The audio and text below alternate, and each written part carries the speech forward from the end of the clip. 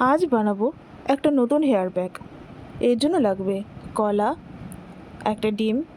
কলা আর ডিম নিয়ে ভালো করে ব্লেন্ড করে নিতে হবে। আর এই ব্লেন্ড করার জন্য দিতে হবে একদম অল্প পরিমাণে জল,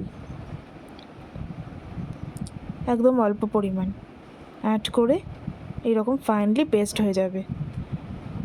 তারপরে এটা একটা বাটিতে ট্রান্সফার করতে হবে। আর এর মধ্যে অ্যাড করতে হবে পেঁয়াজের রস। পেঁয়াজ ছোট ছোট টুকরো করে কেটে, খোসা ছাড়িয়ে ছোট ছোট টুকরো করে কেটে একদম এরকম ফাইনলি পেস্ট করে নিয়ে সেই রসটাকে নিতে হবে।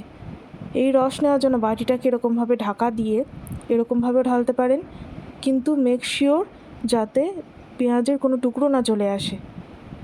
এছাড়া একটা সুতির কাপড় দিয়ে সেটা দিয়েও কিন্তু ছাঁকনি হিসাবে ব্যবহার করে সেরকমভাবেও ছেঁকে নিতে পারেন।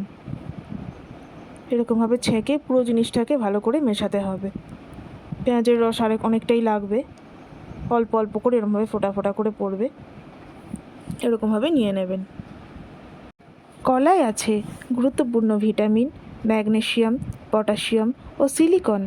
এগুলি চুলের কিউটিকেল মজবুত করে চুল পড়া কমায়। এর অ্যান্টিমাইক্রোবিয়াল উপাদান স্ক্যাল্পের ড্যান্ড্রাফ দূর করে, চুলের ডগা ফাটাও কমে আসে। ডিমে প্রধানত প্রোটিন রয়েছে অনেক। এই প্রোটিন চুলের ঘাটতি মেটাতে খুব উপকারী, আর এতে চুলের গোড়া শক্ত করে চুল পড়া কমায়। পেঁয়াজের রসে রয়েছে প্রচুর পরিমাণে সালফার, যা চুল ভেঙে যাওয়া ও পাতলা হওয়ার সমস্যা বন্ধ করে। চুলের ফলিকলগুলি পুনর্বৃদ্ধির জন্য সালফার কিন্তু একটা অপরিহার্য জিনিস। আর আছে প্রচুর অ্যান্টিঅক্সিডেন্ট, যা চুলের অকালে পেকে যাওয়া আটকায়।